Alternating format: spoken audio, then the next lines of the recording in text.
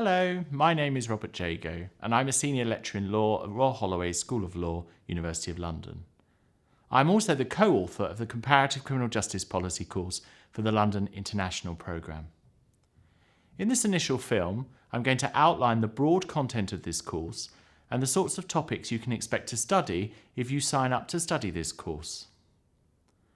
Martin Luther King famously said that injustice anywhere is a threat to justice everywhere, and comparative criminal justice policy is broadly concerned with the study of criminal justice systems from a comparative perspective. It considers criminal justice systems from a range of jurisdictions with a view to highlighting the merits and drawbacks of these systems, which may or may not potentially endorse or undermine the pursuit of justice. The course broadly explores the fact that what a crime is can often be described as a social construct, because it can differ according to the nation-state's own definition of what it wishes to be criminal. The course reviews the various methods of comparison, from the approaches that can be taken when studying criminal justice policy, the tools used to complete fieldwork, the ability to critically consider crime and punishment statistics from a number of jurisdictions, and an identification and review of the key philosophies, aims, and values of criminal justice systems around the world. This course also looks at the different types of legal system that exist around the world as a way of appreciating different legal cultures. This assists scholars with understanding how various jurisdictions have been developed and what their historical roots are.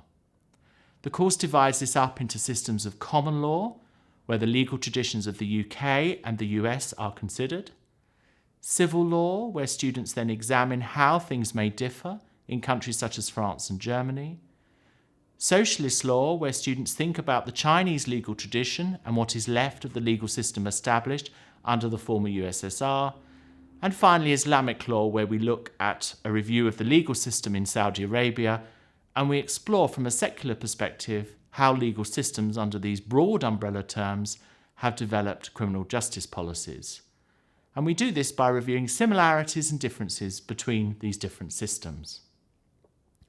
The course then moves on to consider particular features of criminal justice policy. This is where students examine policing and prosecution around the world by reviewing, for example, the similarities and differences between policing and prosecution, say, in the UK and the US, with policing in China. And this allows students to think about the importance of due process when considered alongside the sometimes conflicting aim of crime control. A study of trials and sentencing follows, where students are asked to look at the role of judges in different criminal justice systems and the different types of sentences that can be given, whether it be the death penalty in some countries through to supervision in the community in others. The course then looks at imprisonment around the world and looks at current expansionist trends where some states, such as the US, look to rely more heavily on the use of imprisonment, whereas others, such as the Scandinavian countries, look to continue to reduce their reliance on imprisonment as a matter of criminal justice policy. When comparing these policies, students will be asked to critically consider how effective they believe the use of the prison is as a form of punishment, based on the evidence that they review. The course then considers the use of probation and punishment in the community, and students will look at community service in countries such as Greece and compare this with countries such as the Ukraine. In the final part of the course, we look at contemporary examples of where crime is not confined to national boundaries. Here, students will begin by looking at the relatively new phenomenon of transnational crime, which occurs across countries, and the focus here is on drug trafficking and money laundering.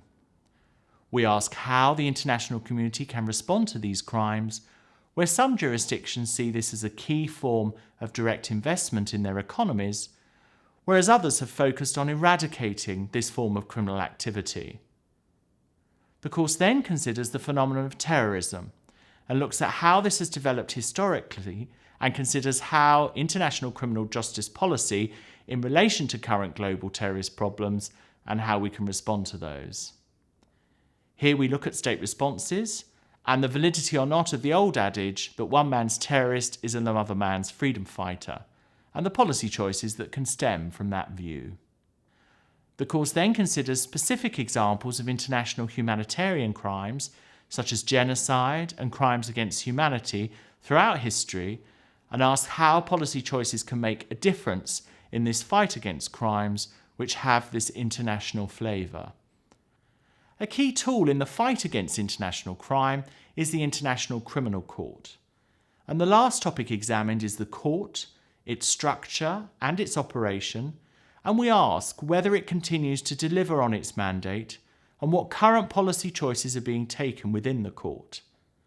Its focus thus far has tended to be of offences committed in Africa during various civil wars. But how might this develop in the future? And we ask how effective can the court be in securing that elusive goal of world peace?